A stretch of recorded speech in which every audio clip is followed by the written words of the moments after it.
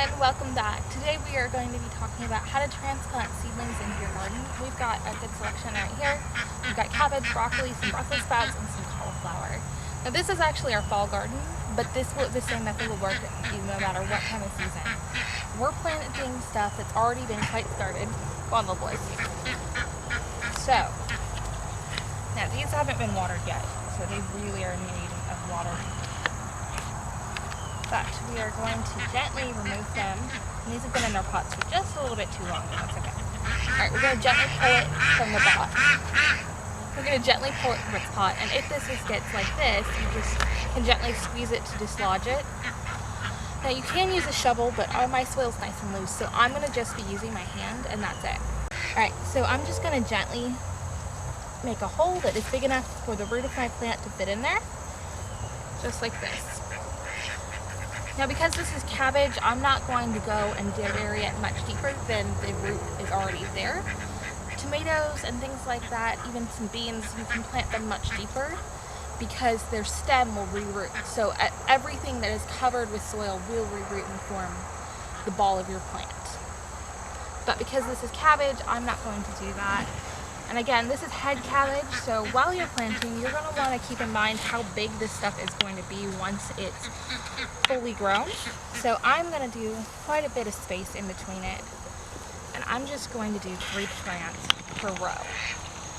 And this is, I believe, a 4x4 box. And this is one of our pre-made raised beds. You can do it just like this in the soil. We've got a mixture of no-dig beds and raised beds out here. And this will work with anything. There you go.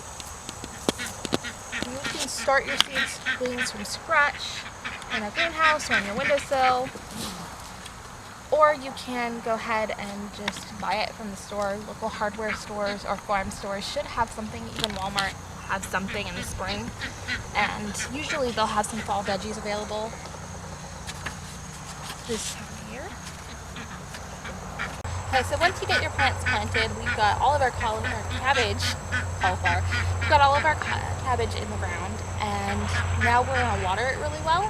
Now I like to plant my seedlings after the sun has sunk below my tree line so the garden is shady, and they'll have all night to adjust. Even when I harden off my seedlings, I still like it to do it this way because it doesn't really shock our plants and wilt them over the heat of the day. You can also go ahead and add a little bit of compost tea depending on your soil. I don't have to do that because we have done a really good job fertilizing our soil before planting. And that's pretty much it. You're going to want to water them once or twice a day depending on how hot it is where you live. You may also want to offer them some shelter depending on what it is. If it's very hot where you live right now, some things like peas and other really early crops are not going to do as well.